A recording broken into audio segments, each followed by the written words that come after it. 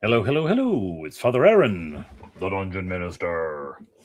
And welcome to my new-ish year live stream, where we celebrate almost the new year, or almost as far from the new year as you could possibly get.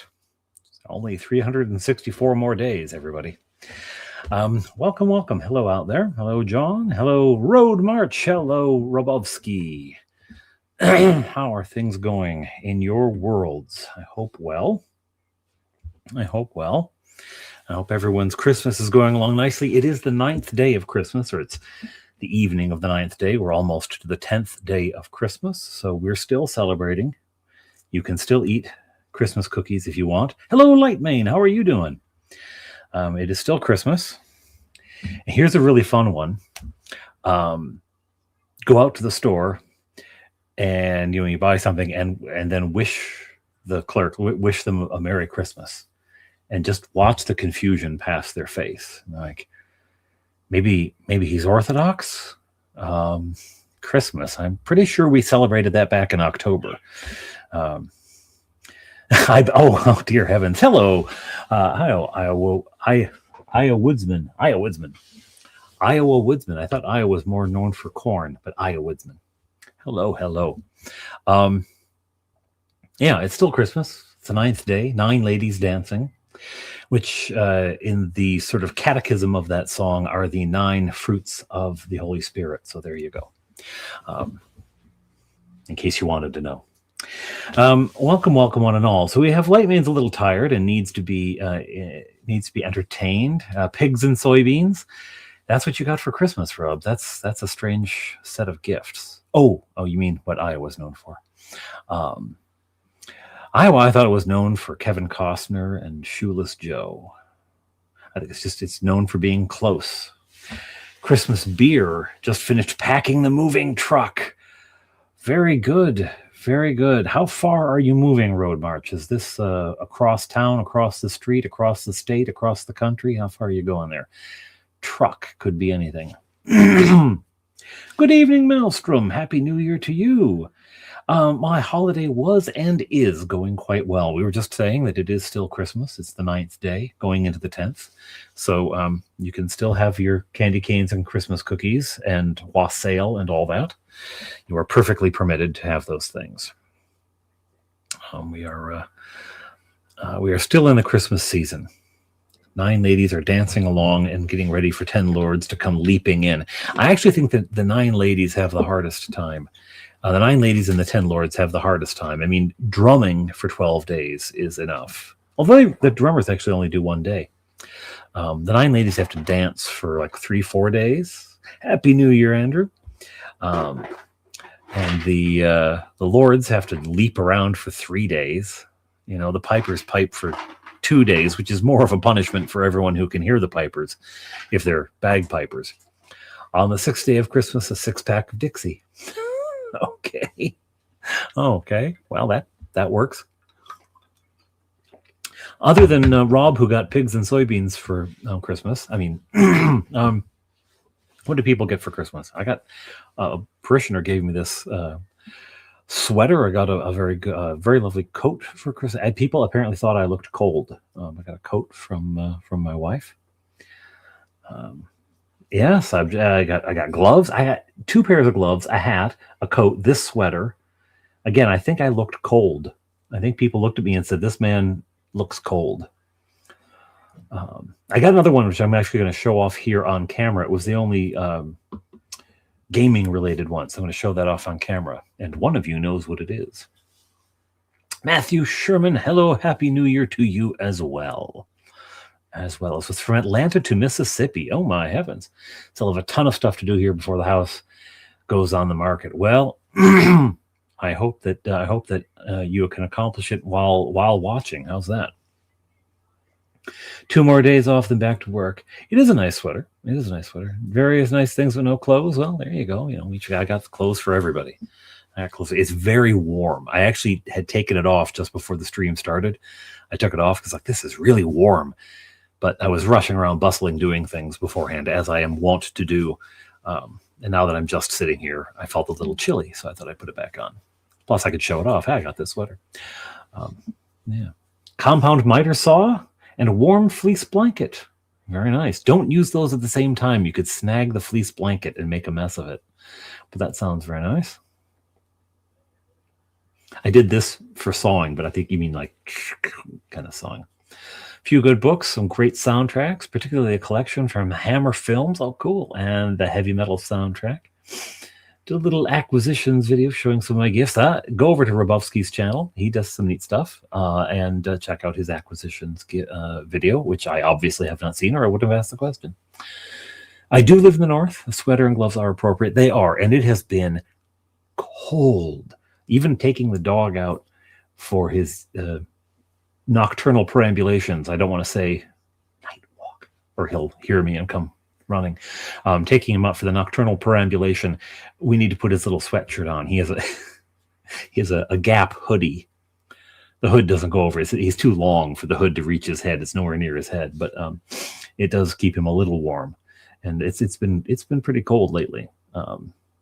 And he'll walk for a while, and if he wants to sniff, he wants to stop and sniff, but if he stays in one place too long, his paws get cold, and then he lifts them like, oh, my delicate paws. It's like, well, don't stop and sniff everything for 10 minutes. You'd be fine. I need to start writing up my plans for building some things. That sounds like it. New desktop and a new Elric omnibus to start reading. Excellent. 19 degrees for Nordic Maelstrom. Last night it was like 10 degrees. Yeah, we have had more like now Nordic. Hello, Tonka Todd. How are you doing? How are you doing? Speaking of taking the dogs out, there is Tonka, lover of dogs and all around good human being. Yeah, here it's been like 13, 14 below at night. Celsius. So it's been cold. It's been very cold. Yeah. But it's been all right. It's been all right. The boys all got Lego. So much Lego and Nerf guns. So there's a whole bunch of breakable things and a whole bunch of guns launching these darts at high velocities. You know, it's not a great combination, but yeah, good stuff. At -20, it doesn't matter. Basic fantasy RPG tonight, and you're hyped. Awesome. Hello, CD Blade. You can keep that kind of cold. Had enough of it. Well, you know, Lego and Nerf guns are a good combo. They have so many weapons. It looks like one of those scenes in a movie where the hero says, "I need some weapons," and then the source goes, "You need weapons, do you?" And opens a hidden cabinet, or like a false wall opens up, and there's just a wall of weapons. Imagine that, but in brightly colored plastic. That's what we have. I actually had to clear off this huge long shelf. The shelf is like 10 feet long, and it's about up to here on me. So it's a good, about 4 feet high, I'd say, and has 3 shelves on each side, big, deep shelves, just for weapons. The whole top is covered in ammunition, baskets and buckets of ammunition, darts, right?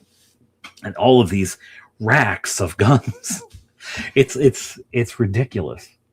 So we were well armed. If anyone who can be harmed by foam tries to rob our house, we're fine. Keep my guard up. Yeah. I have a weird glove thing. I wear gloves for everything, especially when I was in the army. Well, there you go. I got driving gloves, which to me just feel like they're not long enough, because driving gloves only come just past your hand. I like gloves that come down a bit, partly because I have long arms, and so almost everything I own, this one I can pull it down, but almost everything I own, every shirt is like this on me. So I want gloves that'll span that. The shirt I'm wearing is short.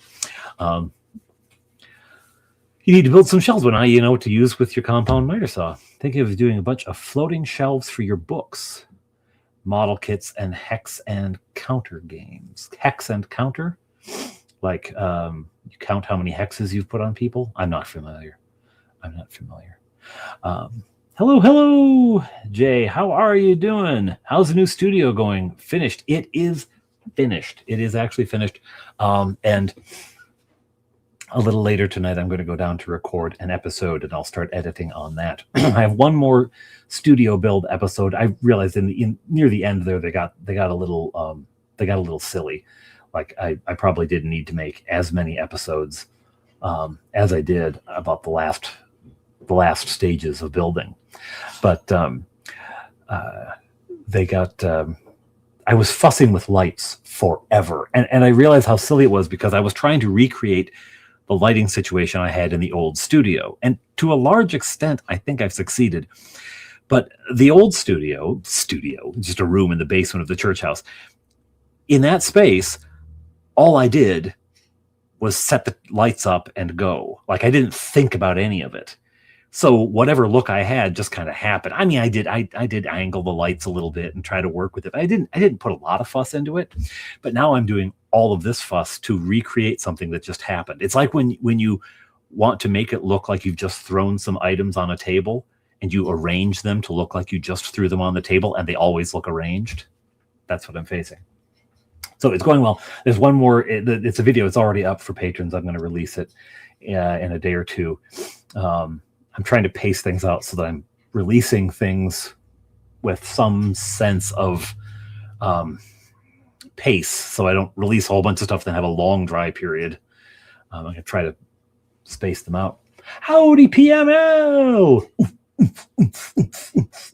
PML, what I'm about to recap tonight is going to involve something that you said.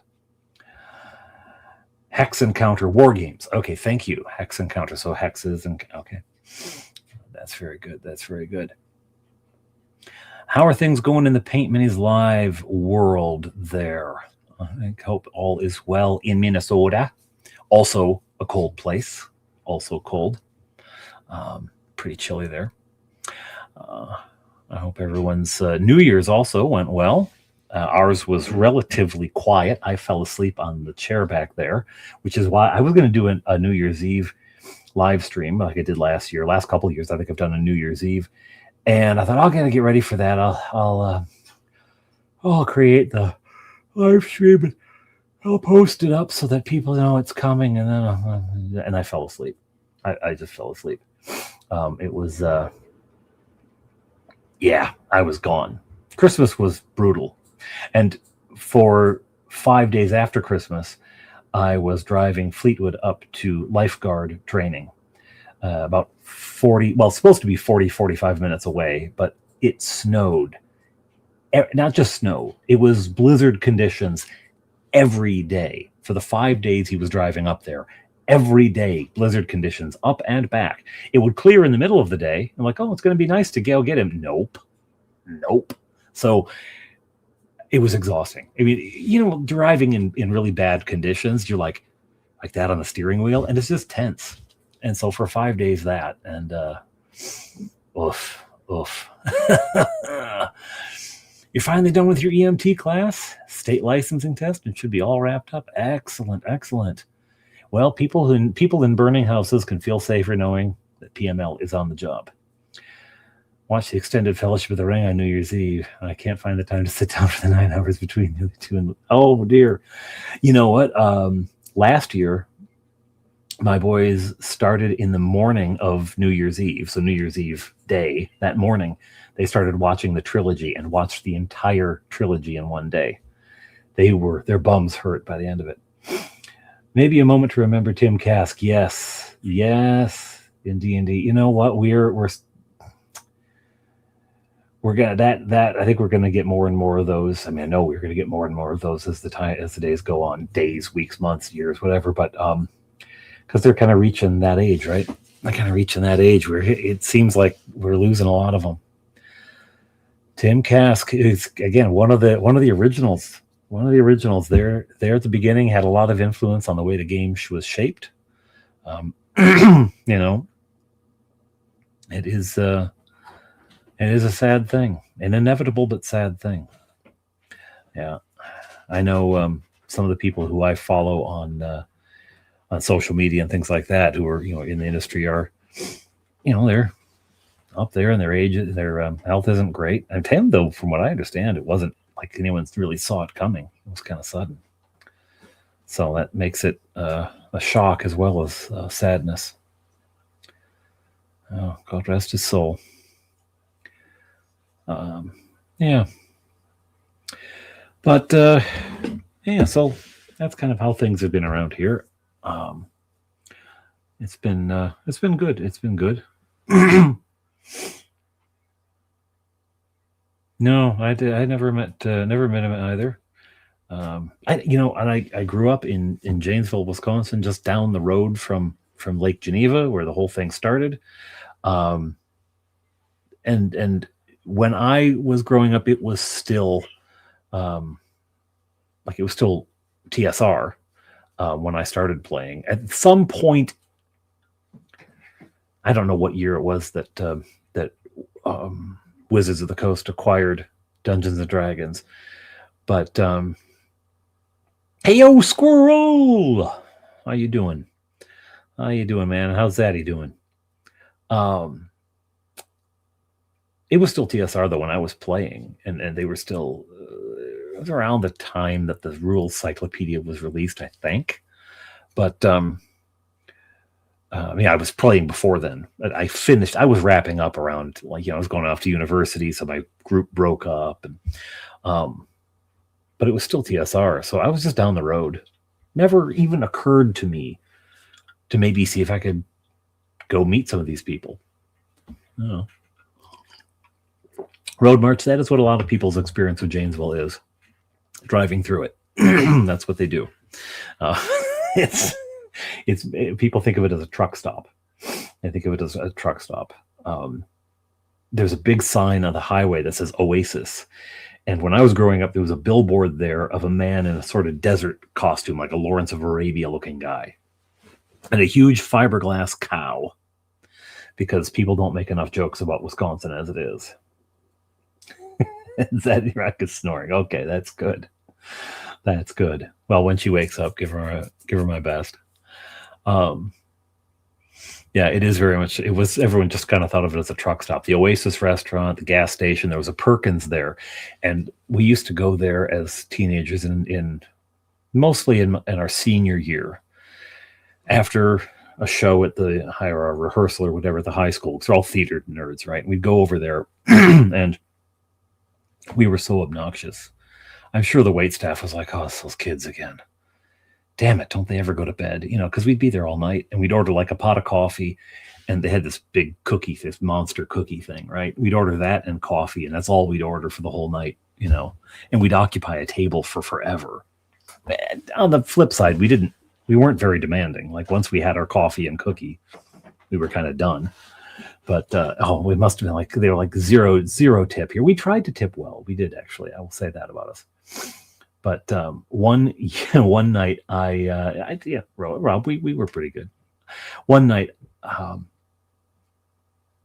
friend of mine and I were both there, and we started at different tables. There would be like 3 or 4 tables of us. We kind of bounced between, which I'm sure the staff loved. But eventually, it came down to just Sean and I, and he had a pot of coffee going because he'd get a bottomless cup of coffee, and they just eventually just gave us a thermos, a pot, carafe. And he had one and I had one, and we both just kept pouring coffee all night, talking ideas. We're going to do this in theater. We're going to build our own theater company. Right. And then we went back to my place. We're like, come on, it was when Billy Joel's "We Didn't Start the Fire" was out. And we were trying to test each other to see if we knew the lyrics by heart without the tape. It's a tape, not a CD. Without the tape playing, could we sing the song? Like total nerds. And we had so much coffee that night. I don't know about him. He came over to my place for like an hour. It was like 3 a.m. by the time he left. My head was pounding. I'd had so much coffee. I'd probably gone through like 3 of those carafes, right? Just one cup after another. Enjoying the dairy air in Wisconsin. See, Jay, that's the kind of joke I'm talking about. Yeah. Perkins is pretty good eating. We had one outside of Fort McCoy. We would go in, and this is how obnoxious we were. We'd go in and say, "Welcome to Poikins. May I take your order, please?" The wait staff hated us. Billy Joel is a serial arsonist and needs to be stopped. Well, the piano does get on fire, doesn't it? He doesn't start the fire, though. He did start it. Hello, Joe Facetious. How you doing? It was a lot of fun. It was a lot of fun. Yeah, 3 crafts. I was flying for a while, and then it just hurt. And I could actually feel my brain vibrating inside my skull. It was not fun. Anyway, I've got a couple of pieces of business for tonight, other than just sort of yakking. I did want to show a Christmas present. First, though, I'm going to show again. Where did I put it now? Here it is. A gift that Shadow and Son sent up. The Fantastic Washes. Fantastic Washes paint set from Army Painter, which was a very kind gift of Shadow and Son to send up. And those, of course, Christmas is not exactly a lull time for me, and the period right after Christmas was spent driving back and forth. So I hadn't had the chance to try those out or do anything with them. And then, close to Christmas, I got a package from Amazon, and in it was a wrapped, because a gift bag within the box. And there was a little note that said, don't peek inside, because they send you like a list of what's in the package, right? It said, don't peek inside and make it a surprise. So I didn't peek inside. So not only did I not have any idea what it was, I had no idea who it was from until he spilled the beans online. It was from Rabowski, from Rob. Well, that's what I hear. That's what I hear, Squirrel Painter. A big step up from craft paint from the dollar store. So Rabowski, thank you very much, has sent a gift up, which he again told me online, and then of course I looked at the card that's attached to the little bag, and then I opened it to see. Oh yeah.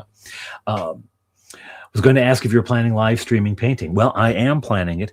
Well, I'll get to this in a bit, but I'm going to pan down to show you what was in the box. Just adjust the camera a little here. Wilderness Adventure role-playing paint set from Rabowski. So the washes, I'll bring them out and they can pose together. The washes from Shadow will now have something to wash, some paints to wash, and there's a mini inside, which is really cool. Well, it's very, very, very kind of you, Rabowski. I'm gonna slice her open here and see what we got.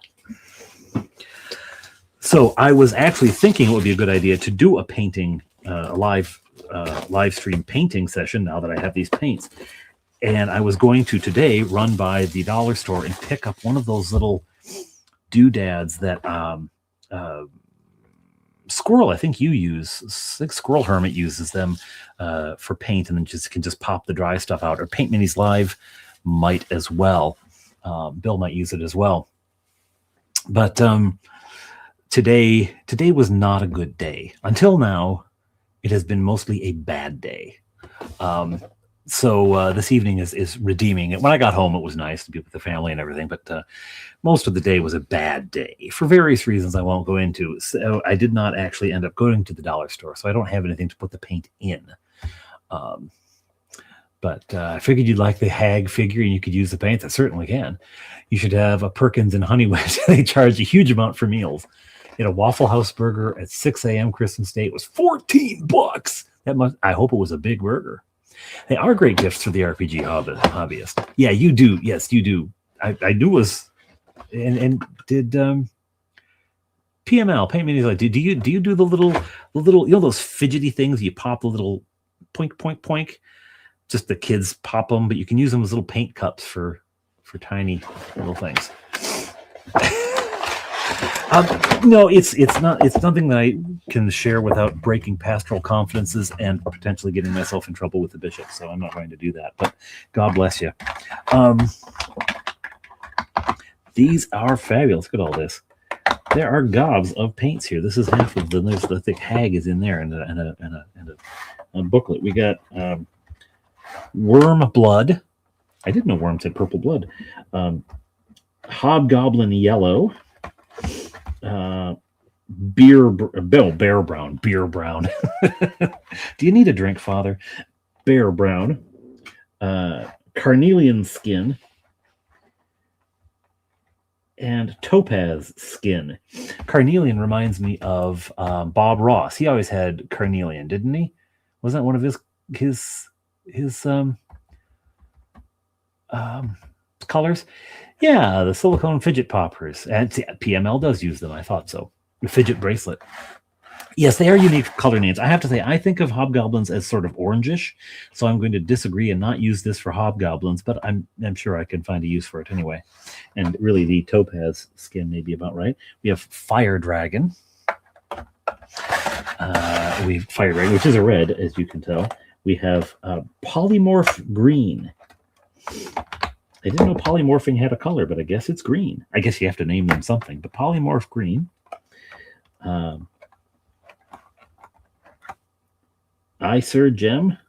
Icer Gem. Do you have a favorite 1980s girls cartoon? Icer Gem. Truly outrageous.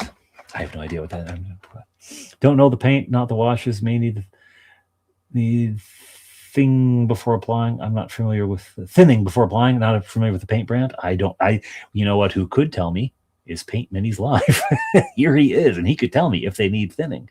I know they would need thinning to go through an air gun. Yes, Prussian blue, alizarin crimson. Alizarin crimson, that was what it was. That was a carnelian skin. Alizarin crimson, phthalo blue and phthalo green, yellow ochre, but dryad green. Dryad greens, your fashionable dryads are appearing in green this year. And poisoned leaf. I'm loving the names. We're going. We doing gritty dirt washes over 70s? Hell no, there, Gonzalo. Titanium white, yes, titanium white. The always first with the titanium white. No, the magic white first, with the titanium white later for if they wanted to do snow. No, this is a gift from Rabowski. I'm just opening here on channel. It matches the Army Painter washes that Shadow had sent earlier. Let's see what we got the rest in here. Just shake well. Also shake, mixing really well before each use. Yes, well, yes, that I have learned from PML that he has a little doodad to thin it. I'll just do this, but he's got a what's it called? A nail polish mixer. So Squirrel's saying just mix well, just shake well. Paint Minis Live saying he would need thinning. The green might not need as much since yellow is a fairly fine pigment naturally. The things you learn. Okay, so we have the painting guide, which will be of use to me because,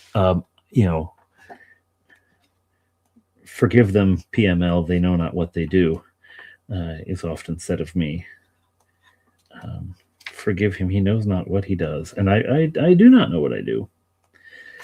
But some cool guides to painting in here. Painting 101, which I will read. And then specifically how to paint this. Nail polish shaker works great. Joe Facetious.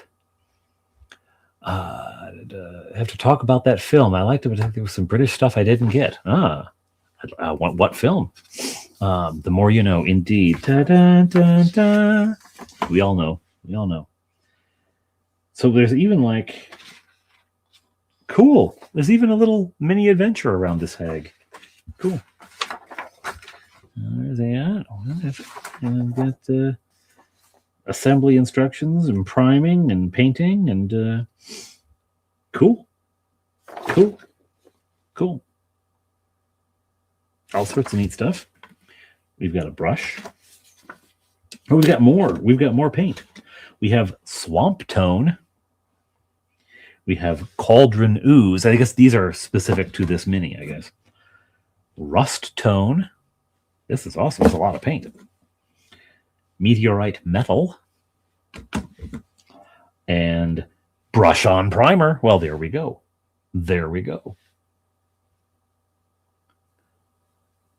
With Nail and I. With Nail. I don't know that. The Brits are mysterious people. It's their accent. It makes them hard to understand. Cool. So the hag, you can get, is there. She's got a knife. She's got, is that a bottle or a turnip? Maybe it's a bottle of turnip juice. I don't know. She's got a cauldron. It's very cool. That's very cool. And a brush. Neat stuff. Neat stuff. Cool. So I will assemble that at some point. I'll get it assembled and primed, and then do a live paint stream of that once it's primed. Cool. Again, thank you very much, and that'll be a lot of fun. That'll be a lot of fun. Yeah, that was the only. Oh, come back up. We'll see what may. We see what may turn up. Oh, hogs are no joke in D&D. I had a 5e PC get his butt kicked by a hog. Well, yeah, they are not a joke in real life either. Wild boars will take you out. Send you a link to the Discord, Father. It's a much loved cult classic. Cool. Yeah. So that's awesome. That's very cool. So that's one of my pieces of actual legitimate business. Between pieces of business, I'm going to eat some of the chocolate that I have. We have on Christmas Day, our parish has a free Christmas dinner to anyone who wants to come. So it's been our family's Christmas dinner since I came to this parish, and part of the thing is gift giving. So we get a bunch of gifts, nothing big, boxes of chocolates and gloves for the people who have the glove interest out there. Road March, I think it was the glove guy. And just some stuff to have. So you have a Christmas present. And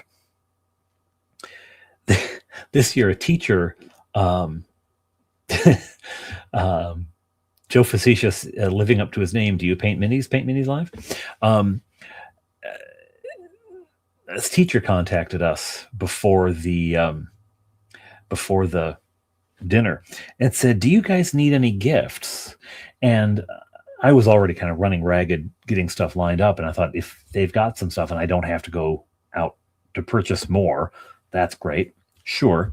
She said, because at my school, we teachers, we just get pelted with gifts leading up to Christmas, and there's only so many mugs I can drink out of, so many boxes of chocolate I can eat.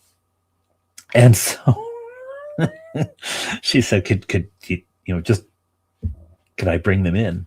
And I said, sure, of course, So we got all of these mugs and chocolates and stuff.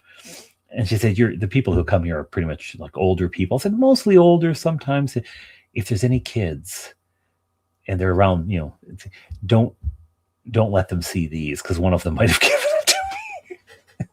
So anyway, we ended up with so much chocolate. Everyone took a gift. And then we ran through again, because we pulled tickets to kind of build the suspense. Ooh, who's going to go up? And everyone gets something, but it's just who goes first and that kind of thing. And it just makes it fun. We'd run through twice. We still had things left. So I took a box of chocolates home. And this is going to be nougat, hazelnut nougat? No, just nougat. I don't know what nougat is, but yes, for Buffsky's quote, right? The Patreon game is tomorrow night. Tomorrow afternoon for me. Recently, the Intrepid Adventurers first stormed, and then had to defend a ruined tower keep. And the longest living character The only character left from the first game, like over a year ago, bought it. The dwarf Barry. So, that nougat, it was good. It's these. They're just chocolate. They're like very chocolatey. Other brands are available, but they're very tasty. I can only take like a couple of them though, because there's no like crunch inside. It's just chocolate, and it's a lot. But I'll have two. Cinnamon. Was there a question about Pop-Tarts?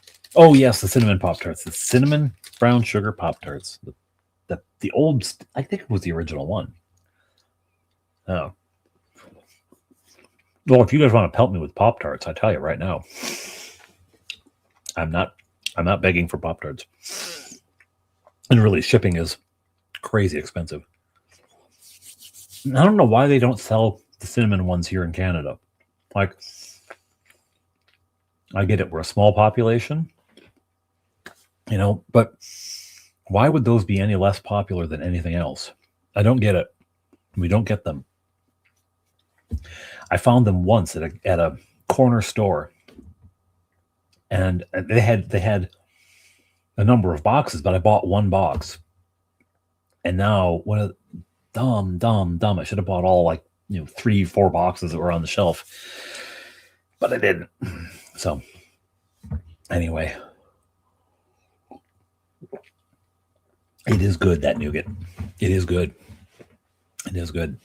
So before my second piece of official business for the night, do you, first of all, have questions for me? And two, do you have any gaming-related New Year's resolutions?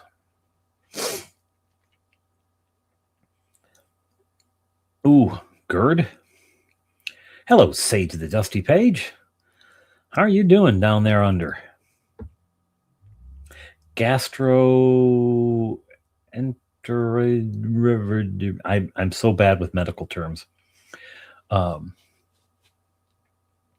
that is a sad thing to not be able to have chocolate, though. Whatever GERD is, if it keeps you from having chocolate, it sucks. I had two chocolate, little chocolate bars. So, there you go. How many holes are in a crumpet? It depends on if it is a chewed crumpet or a whole crumpet. I had years ago. I took a vacation to the UK. It really was more of a pilgrimage. I was in discernment whether I was going to be a priest. And so I went on a tour of English cathedrals, which is beautiful. Not like a tour. It wasn't an organized thing. I just went and took the train and arranged B&Bs as I went. And I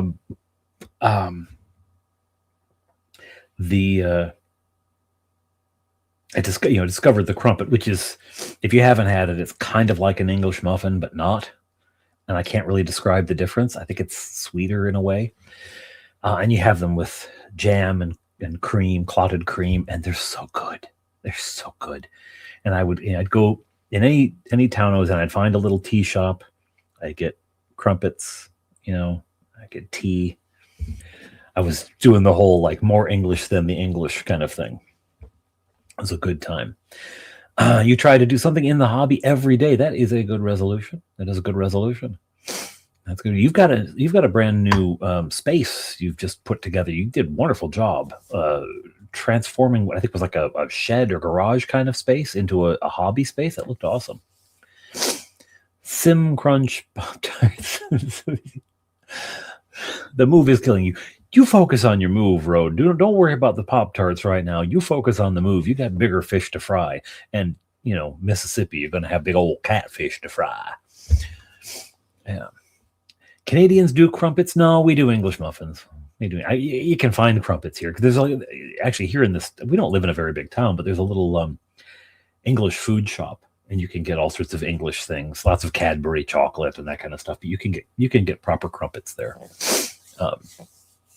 They are really good, Robovsky. They really are. A crumpet well chew is worth two in the bush. Add coffee, alcohol, and pastry. Going to see a surgeon trying to get to alleviate it. Tea and strumpets. Strumpets. You built a room in your shed, and it looks great too. If you check out Sage's page, Sage's channel, he has a whole kind of video diary of his work on that. Question: with the boys growing up and getting busier, has the pace of your D&D slowed down at all? Absolutely. When they were, it's really not about their age. It's that Fleetwood went to high school. We homeschool, right? And we were Touchberry was getting to the age of middle school, and my wife asked, should we prepare you for high school or should we prepare you for university? Which would be two different preparations, right? Are we going to homeschool through high school, or are you going to go off to high school? And Touchberry said, I think I'll go to high school. Well, Fleetwood had no intention of going to high school, but he was not going to let his brother do anything he hadn't done. So I want to go too, like with a month's notice. So quick, register him, get him ready. But so once he went to high school, it got a lot harder, because my day off tends to be Monday, right? You can do Sunday. It's the big day. You've got all that work on Sunday, and then you take a day off. You take a day fallow. And, we'd play then, but I can't anymore. Just no one's, he's not home until later in the day. And then by then you can still do it once he gets home from school. But by then, he's tired. It's getting close-ish to dinner, right? And then after dinner, it's really we're on a ramp to bedtime from there on. So it has slowed down quite a bit. I will say that other things picked up. My game shop game is pretty much bi-weekly. So that actually picked up in pace. We do a parish D&D night, where game night, really, it's all sorts of games, but it's primarily a D&D game. And it's a big group. There's like 12 people playing in that game. And Fleetwood DMs that one. I have to say one thing that's dropped off, and I have to poke him about it, is that Bob Johnny used to run a solo game for me, or he ran a game for me, and we haven't done that for a while. We could do that anytime because he's here. So it has slowed down. Midnight says, my New Year's resolution is to get the channel back up and running. Yes, and get some gaming done with family. But alas, I hope it doesn't suffer from the New Year's Eve resolution. Yeah. Right. If you make it your resolution, you'll never do it. Strumpets. Joe Facetious is having trouble getting his strumpets out. A crumpet or scone? Yeah, scone's very good also, yes. Scone's my sword pilgrimage in Great Britain a couple of years ago. If I had to pick scones over crumpets, well, you know what? I agree that scone is bigger. It's got more meat to it. More meat. The Egg McMuffin. You know what? I love an Egg McMuffin. And how much do I love an Egg McMuffin? I love an Egg McMuffin this much. If I go through the drive-thru, and here in town, the McDonald's they're a little sloppy on the uptake. If I get down the road and I'm unwrapping it with one hand as I drive with the other, right? And I discover that they've given me a sausage Egg McMuffin, I will turn the car around and I will go back. I don't care how far down the road I've gotten. I don't care if I'm meeting the bishop in 5 minutes and it's 10 minutes away. I'm going to go back as I will not eat their sausage. Their sausage patties are awful. But an Egg McMuffin with the back bacon in there, the back bacon, warm cheese scone, it's very nice. It is. I prefer the sweet scones over the savory, but cheese scone is quite good. Yeah, it's 35 degrees for Sage because Sage is on the other side of the planet, on the southern hemisphere, where it is now their summer. Resolution: play more than I make characters for the sake of making characters. Oh, John, I did that when I was a kid. I made so many characters, and I would do the strangest. I did all the dwarves from The Hobbit. I rolled those up. I really kind of picked. I didn't really roll the stats. I picked the stats for those. I made all of the characters from Les Miserables as D&D characters. Yeah. So, yeah.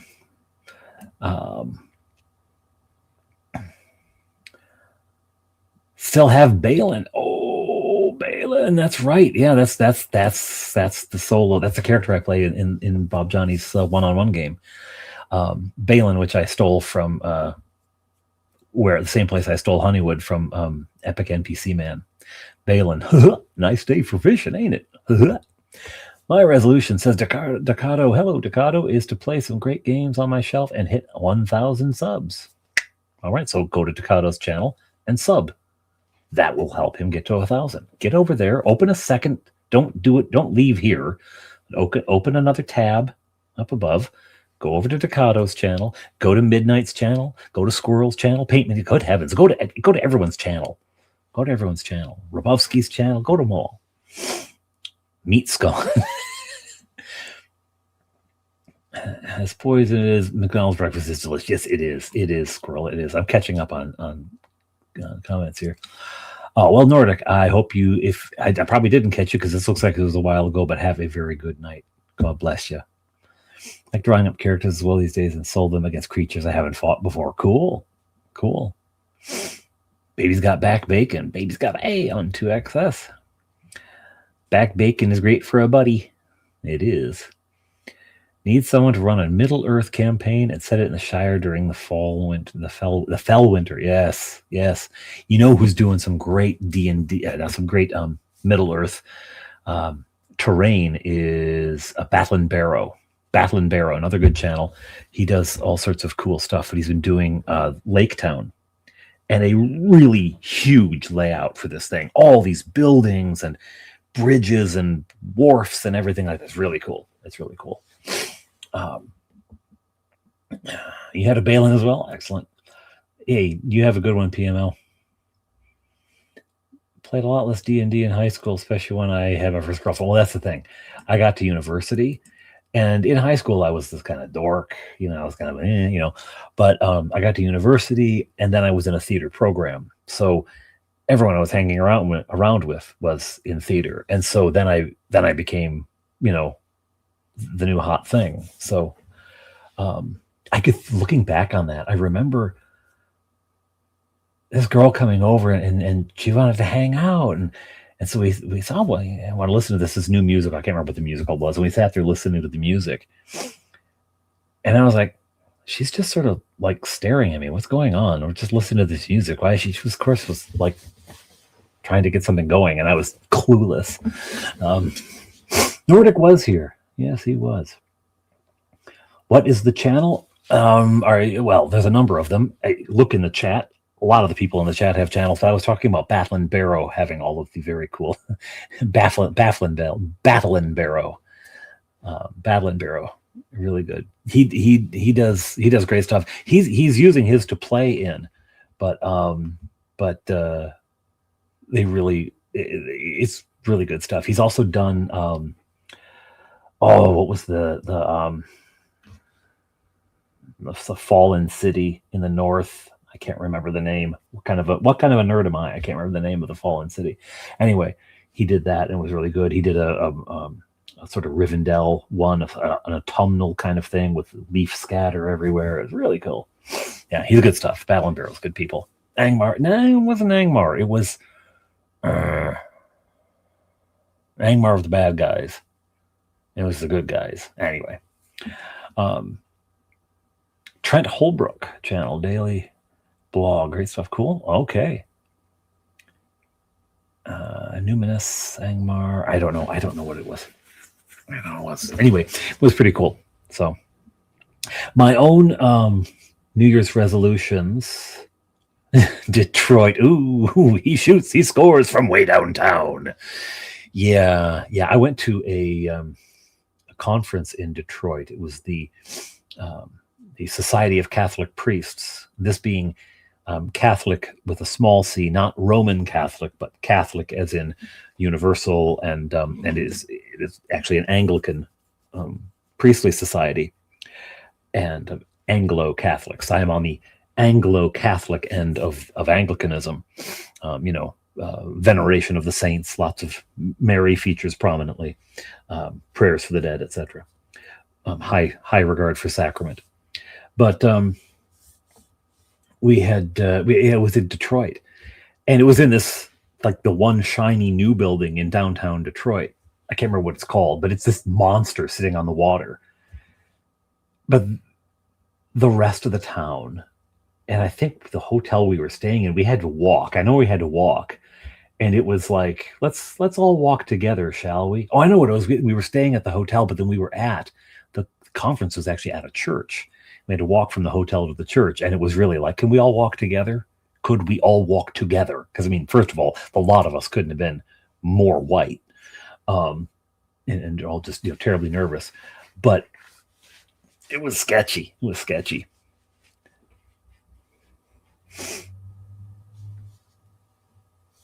I tell you folks, TM, I don't know. So many girls throwing signs you never picked up. I look back at it and I think, wow. And she was kind of cute too. I'm like, what was I just so clueless? Right? But this was when I was in university. This was my first year of university. Sketchy as in badly drawn? Parts of it, yes. Parts of it, yes. Actually, when I look back on it, it probably was relatively safe because there were so few people there. We were probably in more danger when we were in New Haven, Connecticut, frankly. New Haven, Connecticut, which is also like New Haven has bits of it that are really good and then bits of it that are so not. so sketchy. You remain clueless at 52. Well, I have to say, being 53 and a priest, I don't think anyone's paying much attention to me anymore. Not that kind of attention. All right. My own resolutions for the year.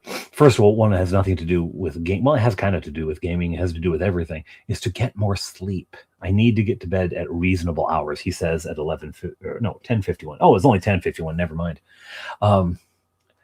I got into a thing, and it creeps later every night. I got into a thing where I wasn't going to bed till midnight, till 12:30, till 1, till 2 in the morning. 2 or 3 in the morning was typical for me for a good stretch of time, a few months.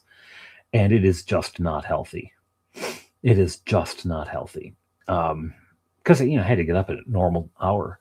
And even if I wanted to sleep in, most of the time I can't. First of all, I have a job to go to. But second of all, even on days off, there's 5 people in this house. They can try not to make noise, but there's 5 people and a dog and a bird. So, it does not happen. So that's my number one resolution for the year is to try to get to bed at a reasonable hour, 1 a.m. the latest. I did not do that last night. The ever elusive sleep, yes, sir. Get back to a more regular schedule for playing the family game. We just have to literally put it on the calendar or it doesn't happen because Touch Fairy will come and say, we haven't played for all, we need to play. I said, yes, we do. We'll do it tomorrow, because by the time he says it, it's 7:30 and but yeah, we'll do it tomorrow. And then tomorrow comes and something happens, someone's tired or busy with something, I fall asleep in the chair and it doesn't happen. So we need to literally put it on the calendar. That's when it's happening. Night Owl Army rules the dark. It does, but what rules the dork? To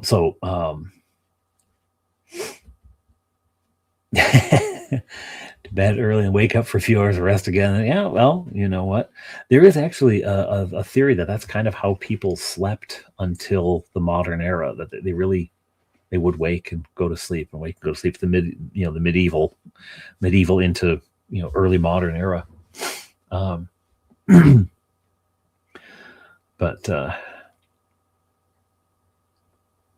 any chance that the Delver and I might make challenge coins? The Goonie Bird Army rules the dork. I don't know how that would work. What challenge coins would even be? I don't know what that means. Elucidate, and then there might be a possibility. Someone had mentioned, I did a short about pilgrimages, And then I did a follow-up short about pilgrims' badges, the medals that you'd get going on pilgrimage. People fasten on their hats, on their clothes, stuff like that. And there'd be things like, there'd be a shell for Santiago not Calatrava, Santiago de Compostela. Calatrava is an architect who designed a part of the art museum in Milwaukee. Compostela is the pilgrimage path to the Church of St. James, and you get a shell because the shell was the symbol of St. James, and get a little metal badge. You went to the shrine of Thomas Becket in Canterbury, you'd get a little thing of a little bishop, because he was the Archbishop of Canterbury. And I did the short about that, and someone put a comment like any possibility of making pilgrims badges for people who come to Claricon. And so I have been investigating, companies that make little pins or medals or stuff like that. So maybe. I don't understand challenge going that. I assume it's some sort of reward for doing something. And I can only assume that Unto XS is currently typing out what that involves, and it'll appear on screen soon, because I don't know what it is. I like 2 sets of 4 hours sleep spaced as far apart as you like. Works really well for you. That sounds interesting. I probably would work badly for me in a house of 5 people and a dog and a bird. But yeah, I have a goal to lose 5 kilograms this year. Lost 6K last year. Wow. Okay. Well done. My weight, it's not healthy. My weight goes up and down and up and down and up and down. It's not healthy to do it that way, but it does. Claricon enamel pins would be cool. I think so too. We finished a big couple of events in our Dark Grey Hawk campaign before Christmas break, about to start the next part following a 20-year in-game jump. Cool. Using swords and wizardry for this stretch. A challenge coin is a small medallion or token bearing an organization's insignia or emblem, traditionally used to represent membership, affiliation, or recognition of special achievement. I think Gonzalo went online and Googled that on the merch store. Basically, nerd coins used to show that you... Okay. If you don't produce a coin, you have to buy the sodas. Oh, you mean like if you go to the con, you can show your coin and then you get free soda or something? Yeah. Challenge coin for Claricon 2026 to be also, it's a military thing. They used to be very hard to get in the 80s and 90s. Now, not so much. Brave AI. There you go. It's kind of twist on military challenge coins. Okay, yeah, you and Rhoda are agreeing on this. So, military challenge coins. I'm going to have to look this up to figure out more about it. Your goal this year is this year. Bless you. I hear you. 1 foot in front of the other, right, brother? It's just like, just going to put this foot down and I'm going to put the next one down, right? Anyone wanting medical grade health advice from a doctor who really cares about your health, check out Dr. Greger's work. I don't know who Dr. Greger is, but I have the feeling that because it's coming from Joe Facetious, I have the feeling that there's a joke in there that I'm missing. Con coin is an awesome idea based on a historical example. Well, so this is the idea that someone was, he may have been you, John Stuart Keller. The idea of having it be like a pilgrim's medallion or pilgrim's medal. I don't know what holy symbol might represent Claricon. But a little D20, but that would just be like a D&D thing. It wouldn't be particular. I don't know. It could be the little cleric horse, the mounted cleric. It's a wielding mace, the D20 mace wielding cleric that I stole from Lithuania. That is from I think it's Lithuania. It's the coat of arms is Latvia or Lithuania, one of the two. One of the Baltic states starts with an L, I'm pretty sure. It's just their coat of arms. He had a sword. I just went in and erased the sword and drew a stick and then dropped in a dice graphic for the Claricon insignia. My personal goal this year is improving my blood sugar. Amen, brother. Gaming related, I think I might start doing some sci-fi stuff with the Beck Me rules. Cool. Yeah, the thing is, like, once you know a rule set, you can really okay, you take the spells out, you replace goblins with zorks or whatever, sci-fi, it's just a set of mechanics for doing damage and settling combat and things like that, yeah.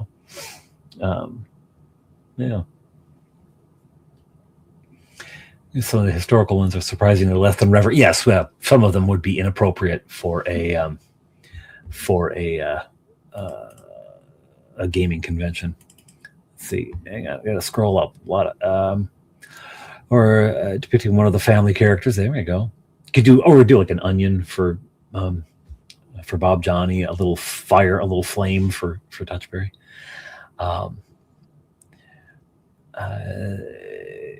It's not stealing like the top 10 things not to do with this Roman Catholics. Anglicans stole all of the Roman Catholic cathedrals in England. 82nd airborne coin from the 80s given to a 2-star general. Wow. We should collectively develop a mega dungeon, 1 room each. Hey, there you go. Not sure how we go about it, but I think we've got, what we do, Sage? All we do is like over on the like the Clericon Discord, which is open. Go to the or on the Patreon. It should be for patrons only. Go on the Patreon Discord, and like randomly find a way to randomly assign numbers, which I'm sure there's an app for that. And then we'd go through, and it would be first Sage, then Joe Facetious, then Rabowski, and just one at a time, just tack on. And of course, some of the rooms that have multiple exits, so maybe you add here, maybe you add there, whatever, right? And just one by one add on. Use all the double-blind studies regarding nutrition every week. So you were not being facetious. You were being Joe. The best nutritional advice for longevity, weight loss, disease prevention I found. Cool. Dr. Greger. Need to go and have dinner with the wife. Well, God bless you, Rabowski. Have a good dinner. Have a good dinner. Coins are basically attaboy rewards. Developed into a bar game. You had to produce the coin from the highest ranking officer to get official at the bar. Lowest high coin bought the first round. Okay. See you later, Rabowski. For cons, a memento or a way to help fund the issuer. What the theological argument breaks out. Didn't steal those Roman Catholic cathedrals. We found them laying around. Yes. Well, what the funny thing is about that, like stealing the cathedrals, and people talk about, Christianity stole all these pagan, rituals like the, Yule log and whatnot. They didn't steal them. It's just the pagans became Christians. So they weren't stealing anything. It was theirs to begin with, and they just gave it a new valence, right? So Halloween and the Samhain and everything. This became, well, remember the dead. It's a good time of year to remember the dead anyway. So let's talk about the saints and the souls. And gets a new valence, and off we go. And then for All Souls Day, this is an interesting one. So All Saints Day is November 1st, and so All Hallows Eve is the eve of All Hallows, All Saints. But the day after All Saints is All Souls. And All Saints Day, as the name implies, is a celebration of all those who have entered into the beatific vision. They are in heaven. They've lived lives of such virtue that we believe they welcomed immediately into heaven. The souls are those who need some perfecting and are still working their way through purgatory. They're going to get there. They will be saved, but they're going to take them a little while. And so what you do on All Souls Day, people would go from house to house offering to pray for the dead of any of the people, like your relatives who've died. We will pray for their souls in exchange for a little treat. And so these soul cakes, these little cakes would be baked, and they would have like black currants in them or whatnot. And they'd be given out wrapped up in a piece of paper, and on the paper was written the name of the soul that the person was to pray for. This is the origin of trick-or-treating. It was moved over to Halloween, but that's where it comes from. Irish in origin, and basically let everyone from the Romans to the Vikings kick our asses. Yes, but Gonzalo, the Irish raided England and Cornwall and Wales and took slaves over to Ireland, including Patrick, who was taken to Ireland as a slave. And when there, he was nominally Christian, but he didn't really pay much attention. He was like, yeah, whatever, But while he was there, he sort of like, okay, found the core of his strength and faith, and was given the job of as a slave of shepherding the sheep. And he realized that, I could just like go down to the ocean because no one's watching me. But what am I going to do when I get there? Well, he has this vision in which he's told, go to the ocean, go. So he gets when he just leaves, he goes to the ocean. There's a boat right there. And we'll give you a ride over to Cornwall. Sure, take you over. And he gets over there. But then he gets out and he's really, really passionate about his faith now. He becomes a priest. He becomes a bishop. People recognize his great talent in him. Then he has another vision. And it is an Irishman saying, come to us, and help us.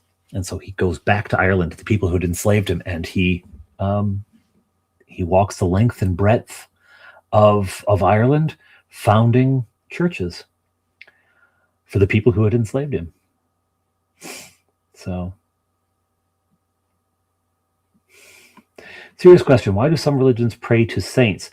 How's it not idolatry? Okay, so actually, that hinges on the use of the word prayer. Okay. When people talk about praying to the saints, they're simply really saying talking to someone who's not physically present, talking to someone who's in heaven, right? But it is not asking the saint to affect change on earth. When we address the saints, we are asking them to pray for us. If you can see in the Hail Mary, probably the most famous prayer addressed to a saint. Hail Mary, full of grace, the Lord is with you. Blessed are you amongst women, and blessed is the fruit of thy womb, Jesus. Holy Mary, Mother of God, pray for us sinners, now and at the hour of our death. Amen. So the first whole part, Hail Mary, full of grace, the Lord is with you. Blessed are you among women, and blessed is the fruit of your womb, Jesus. That's just scripture, right? That's just what the angel says, what Elizabeth says to Mary when Mary goes to visit her. But the actual part where we're asking Mary to do something, we're asking her to pray for us, which is the same as asking a friend on earth, a living friend, pray for me, I'm going through a hard time. So that's what that is. So the term prayer there simply means speaking to someone who is not physically here on earth. It doesn't mean giving adoration to. Adoration and worship is only given to God.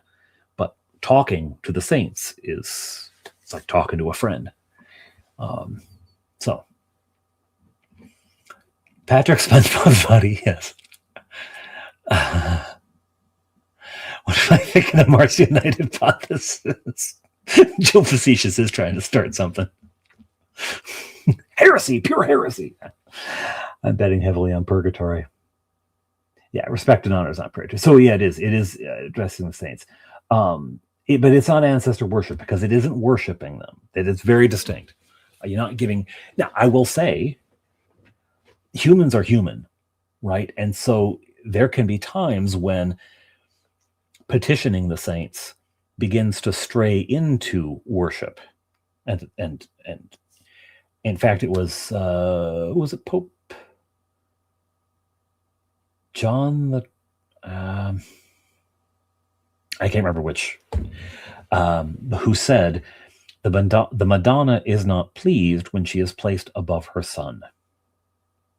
Because there is a cult of Mary, and there can be a tendency to let our enthusiasm get away from us, right? And everyone loves their mother, and Mary is the mother of the church. There is a tendency, there has been historically a tendency to pay more attention to Mary. And the reason that is, I gotta tell you, Jesus is a hard guy to follow, right? Father Hillman, wonderful priest, my mentor in the faith. He once said to me, "Don't get into a foot race with Jesus. He's always going to win," right? And so Jesus can be a hard guy to follow. He's perfect. What do I got? What do I got? So the saints are there as encouragement. Look, Saint Jerome is a saint. he was a real turd. If he's a saint, surely there's room for you, right? It's like having a friend along the way. So they can be more approachable in a way, like people can see them as more approachable, even though really we ought to be able to go to Jesus always. But yeah, I think that's why people go to the saints sometimes. They're more relatable in a way, or perceived as such. Pope Squidward. Oh, you're very welcome unto excess. I vocational hazard. One does tend to get enthused. He's ripped too.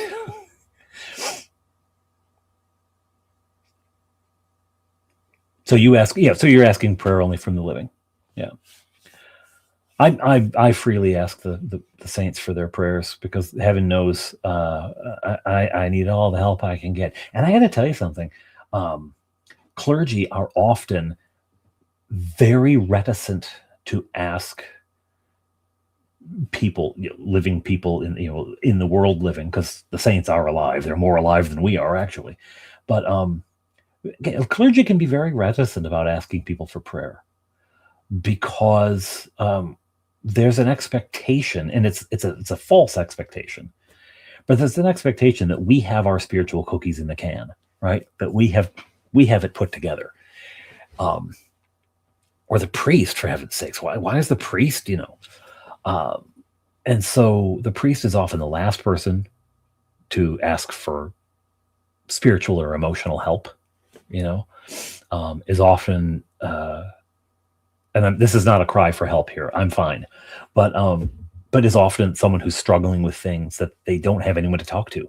And it's even like the bishop is supposed to be the pastor to the pastors, but sometimes the bishop, what I'm struggling with, am I going to lose my job? Like, I'm not going to be considered for this parish that's opening up that I really thought I'd like to go to. It could be a weird place to be. Having your bishop as your confessor is a bad idea, right? I really, in it's my own practice is to find a confessor outside of my own circle of clergy. So I go to a Roman Catholic who shouldn't, by his rules, ought not be giving absolution to an Anglican, but he's fine with it. So, guardian angels, you know what? Angels are, but the word angel means messenger. Angelos means messenger. And are there those angels who have been given special charge over people? Yeah, I think so. I don't know. I mean, there's a passage or two which specifically talks about that. The children see their angels, seeing their angels, but there's not like a real. It's not a real like. It's just like the Trinity. The Scripture doesn't say, "And God is three persons," right? There's plenty in there that if you read it with, I think, with rigor, you're like, well, okay, this has to suggest something more than just an absolutely singular God. It's still one God, but there's three. And the mind-bending logic of how three can be one and one can be three. Well, would you expect God to be explainable? Would you expect you to be able to comprehend God? If you can comprehend God, that's not God. As St. Thomas Aquinas, si comprehendus non est Deus. If you can comprehend, that's not God. So how'd I get down that? Jesus is going to marry Sue. and they just walked into the forest. Dismas, yes. Yeah. Oh, St. Dismas. Strange conundrum to be sure. Letting professional pride turn into hubris plagues a lot of spiritual leaders. Yeah, and it's not even hubris though, John Stewart. It's actually shame and embarrassment. Is what it is. It's not I'm so good I don't need help. It's I can't let anyone see I need help. If I show that, then then I'm asking for support from the people I'm supposed to be supporting. I should be the servant, not the served, which is, it's a, and again, the structure is supposed to be like, the archdeacons, the bishop, they're supposed to, but they also hold your employment. It's a weird place. Years ago, a friend thanked me for asking him and his wife for prayers during a dark time. He thanked me for showing his sons it's okay to ask other believers for prayer. Yeah. What, two or more asking that? Yes, absolutely. Unto excess. When people ask me to pray for them, it's one of the biggest honors and privileges that I have. That, and oh man, twice over the Christmas holidays, in the midst of everything else was going on. But this was a very positive thing. I went to deathbeds. There's a bunch of nursing homes around. There's a lot of them about, but one in particular, I'm kind of the only clergy person who answers when they call and say, I've got someone dying, can you come? And neither of the people were I take that back. One was Anglican. Another was another denomination, but the family was not picky about who came. So I went to both. And that is it's a horrible honor. It's a terrible thing that I love to do. Like, I don't love that people are dying, but people are going to die. It's inevitable. And it is, there's a holy privilege of being invited into that place to be in that kind of pain with people. So, it's been an interesting Christmas. I'll say that. Trinity reminds me of string theory. It occasionally makes sense for a few fleeting moments. Yes, you see it just out of the corner of your eye. You just catch it. And then then you turn to look at it and you go, oh, well, that doesn't make any sense. Long story short, I survived stuff I should have not. God bless you, Rode. God bless you. I'm glad you did. I want to share the other piece of official business that I want to do here before I lose entirely everyone to theological conversations. We were talking about Clericon earlier. I know I have announced to patrons what the date is. Has anybody left this earth alive? Jesus. And I'll let you hunt for who the other one is. This is according to Scripture.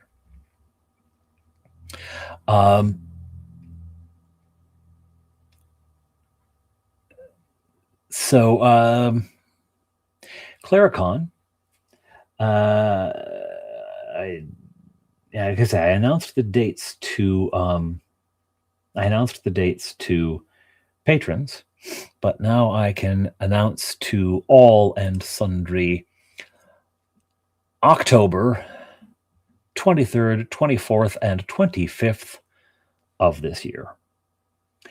October 23rd, 24th, and 25th are officially the dates of Clericon.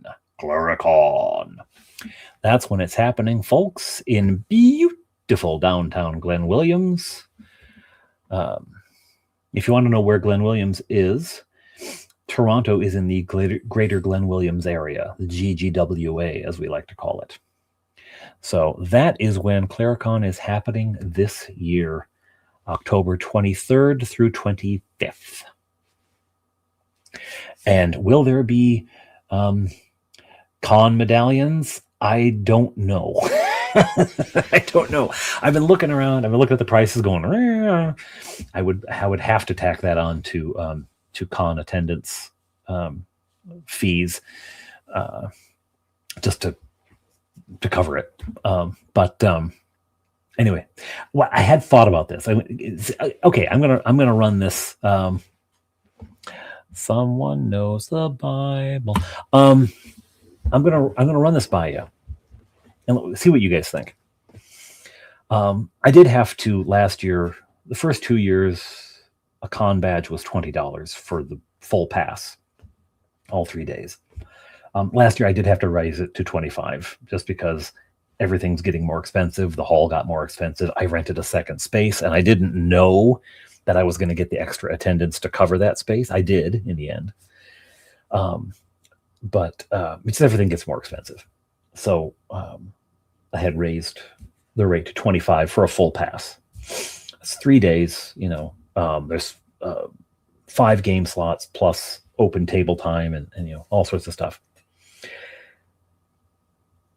A thought I had, and I don't know yet how to work this, that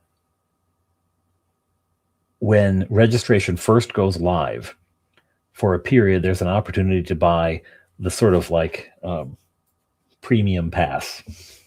And that would include the pin. And that would be your badge, is the pin. You maybe get a badge as well, but you get the pin. Enamel of the guy on the horse with the... and the people who bought that would have first choice of games. They'd get to register for game slots first. Once that period passed, you can still get the pin, but then registration is going to be open because I got to let people sign up for games. I can't hold on to that forever. But then there'd be some other perk. There'd be some merch would come with it, like the pin itself, maybe a T-shirt as well, maybe a. The last couple of years, I've put together adventure modules for people who come. I put together a special adventure module for the people who came, or something like that. So I don't know. It would be more complicated to run that, to organize all of that, because there's more moving parts. But what do you think? Still struggling with the birth certificate procurement. Apparently you still have yet to exist. Well, you know what? You're doing a heck of a lot for a guy who doesn't exist. I got to say that right now, Squirrel Hermit. You accomplish quite a bit for a guy who doesn't even hear. $30 a bargain for CZ. The Detectorists is chef's kiss brilliant. Absolutely brilliant. The Detectorists, if you haven't seen it, absolutely go. Go find it. It is a great, again, open another tab, but it's a great show. I highly recommend it. And one of my favorite things, first of all, the performances by Mackenzie Crook and Toby Jones are absolutely brilliant. The entire cast is brilliant. One of my favorite things, though, if you watch the show, I won't say too much, you can pick it up, is the jobs that Andy gets. Because he has a series of sort of temp jobs he holds throughout the series. It's 2 series. And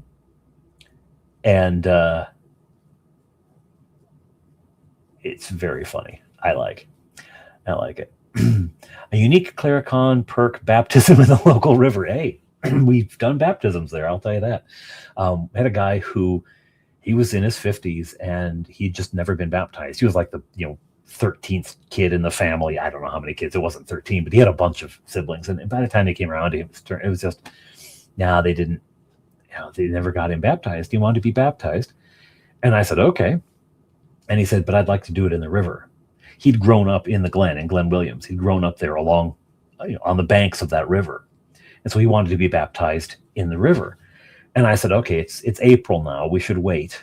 Otherwise, we're going to have your funeral the next week. It's still pretty cold in April. But we did that summer. And we waited out. And I tell you right now, plunged him down. And as I lifted him back up, the look on his face, he did not anticipate it being that cold. He did not anticipate it being that cold. But it was a good day. It was a good day. A good day. The whole thing is full of Easter eggs. You're absolutely right. It's such a good show. Such a good show. Does Canuckistan Broadcast TV have commercials? Yes, it does, including the state broadcast or the CBC, which should be paid for by our taxes, but still has commercials. So, yeah, it does. Now, I have to say, when I was in university and not picking up signals from young college women. Anyway, when I was in university, I I would watch the Red Green Show, the local public channel, local Wisconsin public TV channel played it. I thought it was filmed in northern Wisconsin. I thought it was like some sort of cable access program from northern Wisconsin, because northern Wisconsin and northern Ontario are the same place, right? They're the same place. The fishing lodges, the hunting lodges, the old rundown cars, the flannel, the hats, it's the same place. Yeah. Ache off, you hoser. It's subscribed to Staccato. Great. Excellent. I am a man, but I can change if I have to, I guess. It's fun. And now my boys watch that show. And Touchberry, long story, but a long road to get there. We have a little free library at the church. People put books in, people take books out. One day, somebody left 2 banjolales there. It's 2 still, banjolales. So I brought one home because the boys play violin. I thought, I'll try this. And it turns out the strings are totally different between a banjolele and a violin. The strings are totally different. But Touchberry, especially, they all can kind of pluck away at it. But Touchberry especially got into it. And now he plays the theme song to the Red Green Show. Ding, ding, ding, ding, ding, ding, ding, ding, ding, ding, which sounds really good on a banjo. It's about what it should be played on. So it's quite fun. It's sitting right there. I can't play it, so I'm not going to go pick it up. But yeah, it's a fun show. It's a fun show. So I don't know about the pin thing. I don't know. I could just have it as an item. You can you get your registration, and there's an option to buy the pin as well, in advance, kind of thing. Maybe I'll do it that way. I don't know what perks could come with the pin other than first choice of games or something. Because I don't want to get through the like someone buys the pin at the last minute. They've paid the money, but the slots are all filled. So what am I going to I work with a fellow who's essentially a Ren Fair Red Green.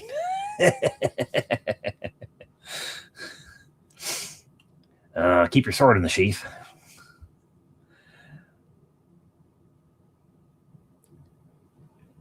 I mean, it really. I mean, Ontario and Wisconsin, and it's even like in terms of the north, it's woodsy and lots of rocks and trees and water. And then in the south, there are cities. That's where everyone actually lives. Nobody, not many people live up there. The reservations are up there. It's all quite similar. Frighteningly so. Like the loon, the whole, the sound of the loons, a very Canadian, Ontario kind of thing. I'd heard loons when I was a kid. I, spent part of my childhood in northern Wisconsin. Banjolele? Okay, I'll get to the banjolele.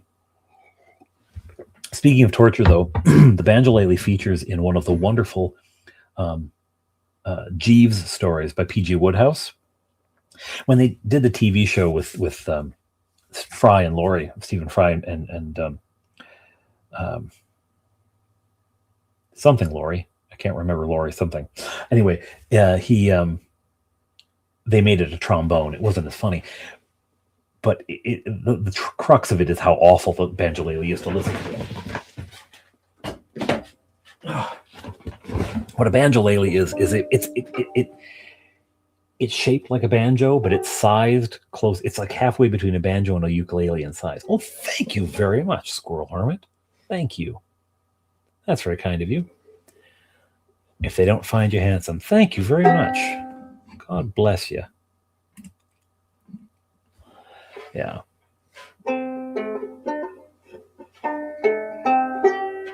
Yeah, so on a violin, it's E-A-G-D. E-A-G-D? I don't play violin. E-A-G-D or E-J-D-G. At any rate, here it's A-E, and then these are swapped. I can't remember, but it doesn't. So you hear that? It doesn't just go up. On a violin, it's low, to high, lowest string, and then progressing up. And here it's low, deeper, mid-tone, deeper, high, even higher. It's all over the place. So I don't understand it.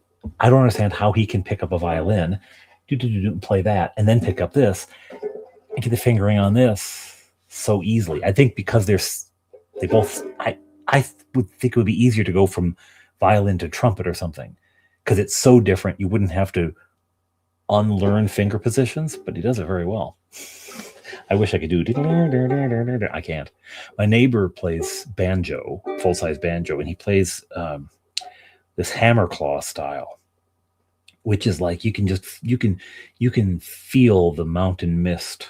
You know, you can see the valleys and mountains. It's really quite spooky in a way. Anyway, banjo is a wonder. I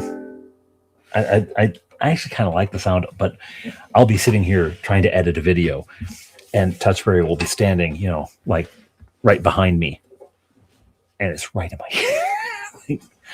ear. For the banjo lately.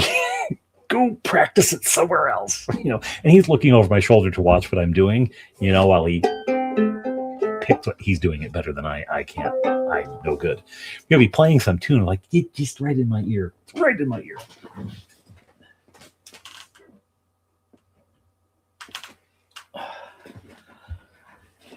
So Hammerclaw sounds like a dwarf with a prosthetic. It does. Have you seen old Hammerclaw?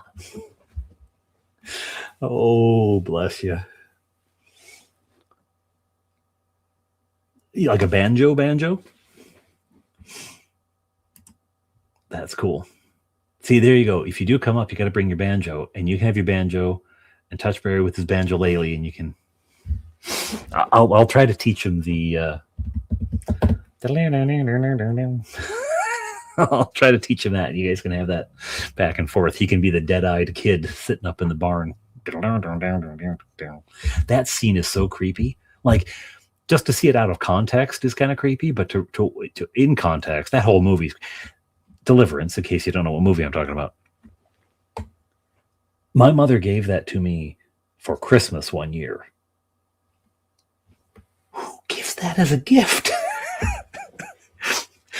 Here, as a gift, here is the worst possible. Anyway, do I do voices in the Honeywood campaign? I do. I mean, not a lot. I'm not real extravagant with it, but I will. When Fanghorn is talking, I'm down here, and when Abigail was the wife of Morgan Marr, I don't do a hello, I'm a lady, but I do I lighten my voice a little bit when voicing a woman. So I do some voices. I don't go over the top with it. It's weird. I love music. You have no talent for it. Road, I'm with you. I can now sing. I never could sing until I started going to church. And then I just really what it comes down to is having confidence in my voice. Not too much, but one thing I can't do is I can't find a note. Like if the organist plays, so there's bits in the liturgy that are sung, "The Lord be with you," and if he plays a line to give me the notes, the only notes I will not sing are the ones he's played. I'll sing every other note. Not those. No. And that happened one Easter of all days, when we were doing speaking of saints, the Litany of the Saints. Saint Peter, pray for us. Saint James, pray for us. It's beautiful, and it goes on, and you go through the biblical saints, and you go into the the patristics and the church fathers and mothers, and you go into the monastics, and they all it's beautiful, long thing. I couldn't find that. And the choir was going to do the pray for us until the congregation kind of got what we were doing and joined in. I couldn't find the note to save my life. And I finally said, could you just start where I start? Just follow my lead. Then it worked. Hey, robust blessings to you too, Squirrel. All the best to Zaddy. Give her our best, and all the family, really. And thank you very kindly for the super. That's very good of you. Thank you.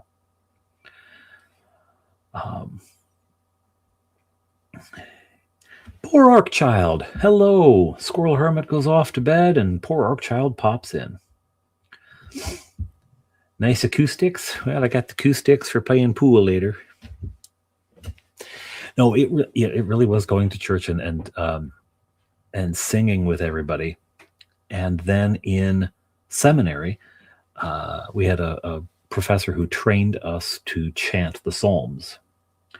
Because there's very specific tones in chanting that you'll do, different pointing, different psalm tones, and then you point to the psalm to match the psalm tone. And certain psalms, just because of the way the words fall, won't go with certain psalm tones, because one of them will be and now, of course, I can't for the life of me think of the words of a psalm, which is embarrassing. The Lord is my shepherd, I shall not be in want. That would be one, but you could have something like, the Lord is my shepherd, I shall not be. No, I'm going to sing the same thing. I shall not be in want. You could do that as well. One tone will fit better than the other. Anyway, the guy taught us how to chant the Psalms. And I was like, okay, I get this. And then I realized, oh, if I could do that, I could sing too. Yeah.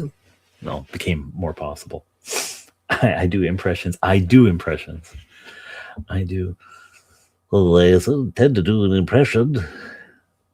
Well, of course I do. He's me. Just, Obi-Wan's easy. You just have a head cold, right? It's just speaking with a head cold. Of course I do. He's me. Like the albino in Princess Bride. The pit of despair. Don't even think about trying to escape. I love that moment. A beautiful moment. Very fun. I do impressions. I do bad ones. bad impressions. Where I do a lot of that stuff is actually with the other in-person game I run for the folks from the Hooded Goblin, which is the store in town that we started playing in. We don't play there anymore, but I did a couple of real broad recaps of that campaign. It was like, a year's worth of playing in 2 episodes kind of thing. But because it's 2 guys, one a little older than me, the other guy about my age, and then 2 like 20-something. So they've got no idea about the cultural references, right? So if I one of the guys has never even seen a Princess Bride. I mean, you think every kid in the world Princess Bride, but no. He would. So I do, I make some cultural reference or do some impression, and this kid's got no idea what we're talking about. It's got no clue. And the other guys are laughing. The 2 20-year-olds are like, what? What are you talking about?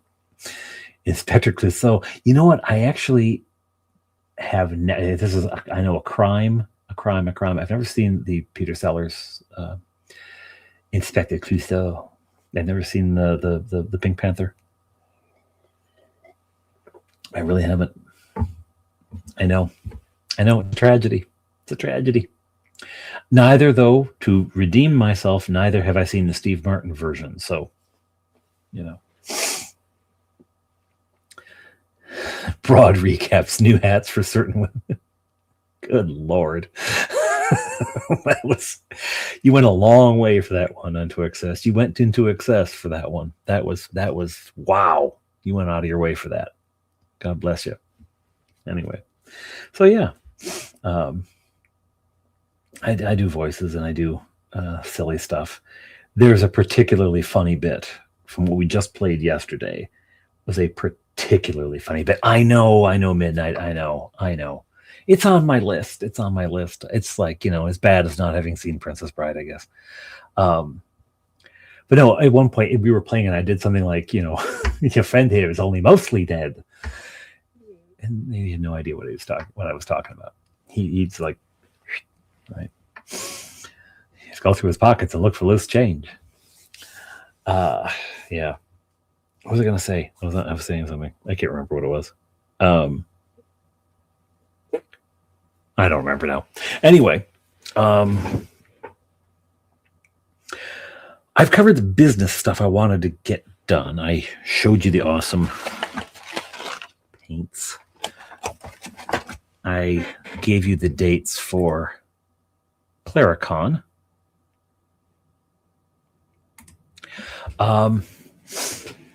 Yeah, we've had Q&A. We've talked New Year's resolutions.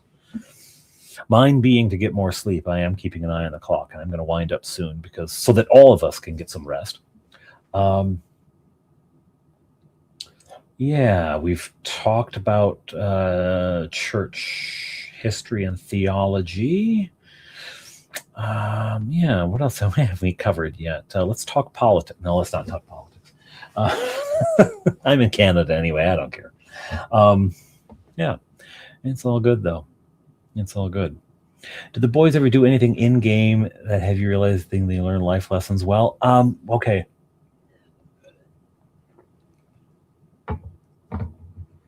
They have a fundamental. Yeah, it's not even 9 p.m. there.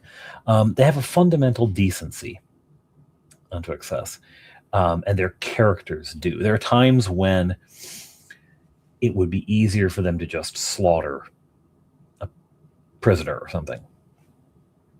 Goblin, they have prisoner, and they don't. There are times when it would be easier for them to not go help somebody, but they do. They keep a moral compass in game. They know that they're the good guys, right? They know they're the good guys and that they should be the good guys. Now, that doesn't mean that they won't be ruthless and sometimes even brutal to the bad guys, because there are things in D&D that are just unredeemably wicked. You're not negotiating with them, right? But we've even gotten to the point. I mean, we've had one. Again, partly because when this occurred, they were younger, a lot younger, and so you do game differently with young kids. And I mean, Bob Johnny is now 11, which is how old Fleetwood was when we started. Fleetwood, who's going to be 16 in a month, a month and change. So they are, but he's still relatively young. But you do game differently when they're 6 to 11 rather than 11 to nearly 16. So we had a knoll who dungeon delver named Chumley, who turned out to not be that bad of a soul. On the whole, I'm not doing the whole, the monsters are just misunderstood. No, they're evil. But I leave the possibility of there being one or two that aren't bad. And so Chumley wasn't bad, right? And of course, there are also, when Bob Johnny uses a charm spell, there's still a bugbear roaming around looking for his friend. I've decided that's canon. How do you address divinity in game with them where clerics are concerned, or have you had to? Is there a cosmology? There is. So the faith in game is essentially Christianity pre-incarnation, which sounds like Judaism, but unlike Judaism, the hoped for Messiah is explicitly an incarnate God, right? So in Judaism, there's this hope for Messiah, but it was more of a hope for a godly man, a godly leader who would, a king, a military leader, but of a godly nature. But this is explicitly an incarnational hope. And the rationale for that is when the first couple of games we played at the church offices, because my wife was taking an online course and she had tests to do, and you couldn't have anyone else in the house, in case your 6-year-old wandered in and whispered the answers to your statistics quiz, your statistics exam. So the house had to be totally empty. She had to take her laptop and move it around to show the room, but there's no answers posted to the wall kind of thing. It's an online course, an online test. So it was just easier to clear the house. So we went to the church, we played there. And so we're at the church offices, and the church is next door. And that's why Honeywood is essentially the village of Glen Williams. That's where the group started out. And the buildings in the actual village are the buildings in the game. In the game, that house doesn't have glass in its windows because it's just a cottage. So it would have, something like vellum or something over the windows. So the church was the church. And I never explicitly laid it out, but it was a sort of an assumption that it was just a monotheistic kind of religion with a strong moral element, etc., that it was essentially Christianity before the incarnation. And so as I developed it more formally, this incarnate God to come is more distant than you would think of Jesus as being. There's a personal, even though I earlier was talking about how he can be hard to follow and can be difficult to relate to being perfect, right? But in reality, Jesus, having been human, makes him relatable and touchable, literally, in sacrament as well. But that it's very personal. But in this world, there has not been an incarnation, and so this God is very much holding back. And so the sort of doorway into faith for people is through saints. And so there's all sorts of saints who are lifted up as icons of faith and devotion, whose examples people follow. And those are really the sort of cultic center of the, right? So it's about veneration, again, not worship, but veneration of saints. So dueling banjo for 3 violins. So that's basically it. Now, that's the current faith of the Kingdom of Strathunwyn. The Elven realm practices a more nature-based faith. It is actually at its heart the same faith. They don't go in with saints. They don't do the saints thing, but they are actually worshiping the same deity, and one of them learned from the other. I haven't decided who. But elves are always, the firstborn. They were here first. Everyone follows Tolkien down that road. I kind of have a perverse desire to say that the elves arrived later, and they learned the faith from the humans. But it's so far in the past that it's a couple thousand years in the past that they've forgotten where it came from. But then before that faith, there was the death cult of Marethyu, which is he's named as Death in the series of books, the Alchemist books by I can't remember the author's name, but Marethyu is a character in that. He's Death. He's not a good guy in my cosmology. He is absolute corruption. He's the antithesis of the Creator God, and a destructor, a twister of all things made. And his high priest of Heremod is one of the great figures in that religion. And Heremod turned up in our game as a wight. Heremod was defeated by Saint Marnock, who was a real life saint. Marnock is an actual person, and there is a city of Kilmarnock, which is the monastic cell of Marnock. Marnock defeated Heremod in battle, and but Heremod had prepared in advance, and so at his death he became a wight. And the werewolves ascribed to that. They subscribed to that religion. The werewolves very much worship Marethyu, and the ogres have their own god. I can't remember his name right now. The orcs have their own god. They are variations on that god of death. Goblins have their own god, which is totally separate and in a whole other stream. And that god is not actual deity, neither is Marathu. They are demons. But their god is a sort of trickster, kind of Loki kind of figure. Clever like goblins are. My goblins are builders. They're kind of like gremlins from the Gremlins movies. They like to monkey with machines and stuff. And so their god is a trickster god, a manipulator, a builder, a crafter of devilish creations. So I gotta scroll up and see some comments here.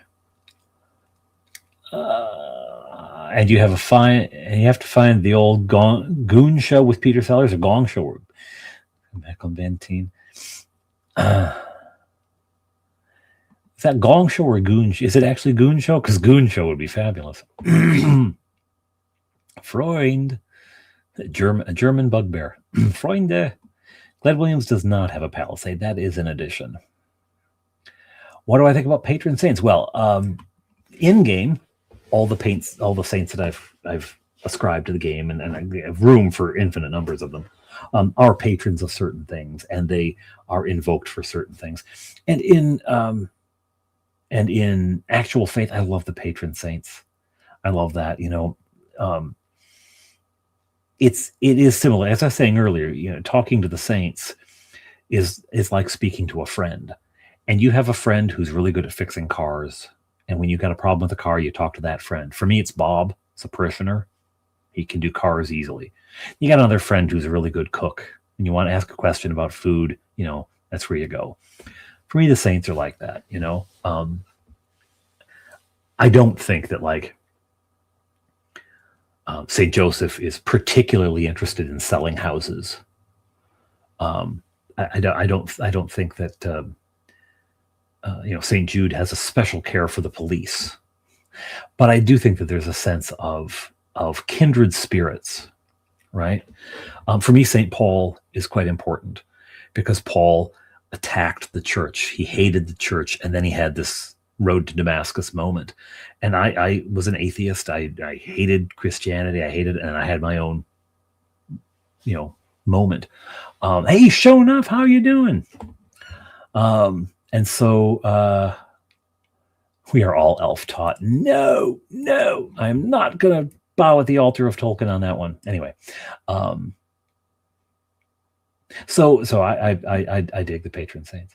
Your upstairs tenants are vacuuming at 10:48 on a Friday night. Well, you got to clean the floor sometime. Learn faith in humans. No, we're all elf taught. Yeah, I'm going to break that. I think I want just for that, the elves came second. Bargle the Great. Bargle. Goon Show. So it is Goon Show. Okay.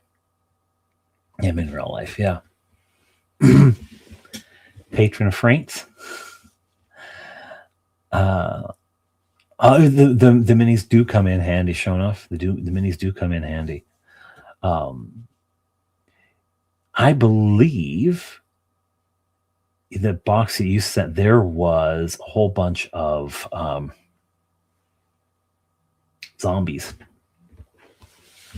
I'm pretty sure that was in your box, because we had a whole zombie mess. It was a whole zombie thing.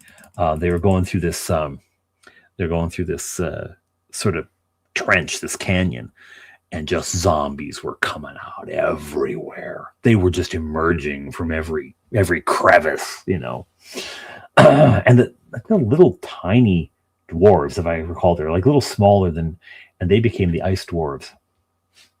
Sort of a separate race of dwarves, somewhat stealing from Dragonlance, the gully dwarves, sort of, lower class dwarves that the other dwarves don't like. St. Francis, who loved dogs. So speaking of dogs, hey Magoo, how you doing? I think I'm going to have to wrap up soon because if the goose is here, he wants to have his nocturnal perambulation. Come here, buddy. You can say hello to people. Sit. Yeah. Here is Magoo. This is Magoo if you haven't seen him before.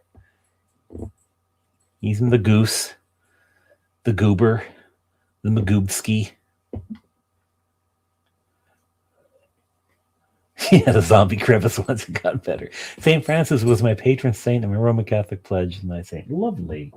He was Fleetwood's as well when he was confirmed.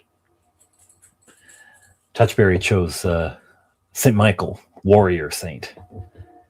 Yeah, this is the goober though. The Gooberstein, the Magubovich, the Gubolio. He is the goose, aren't you? Aren't you? Aren't you the goose? Yeah.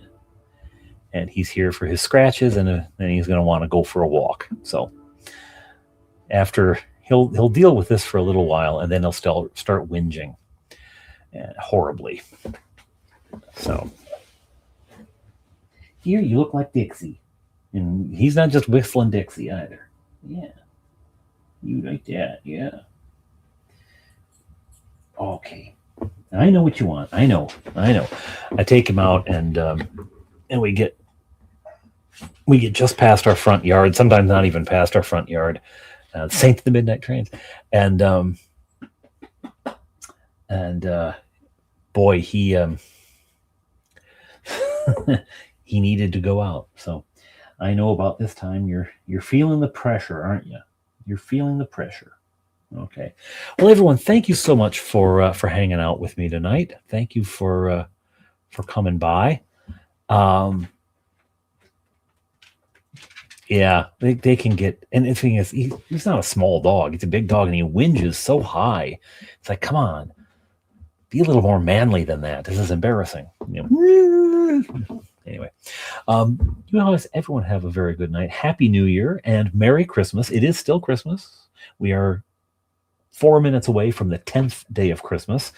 And I'm going to tell you right now, when you go, keep wishing people a Merry Christmas. You go to the store, when you're out and about, wish people a Merry Christmas for the next couple of days and see the confusion on their face. It's beautiful. It's beautiful. So Merry Christmas, Happy New Year. And sure enough, I look forward to your message. I hope you're doing good. And everyone have a good night. Thanks for hanging out with me. Just one last time. The official dates for Claricon, the 23rd through the 25th of October of this year, 2026. Don't miss it. Unless it's really difficult and inconvenient for you to come, then it's okay if you miss it. I don't mind. I'm not that, strict. Bye.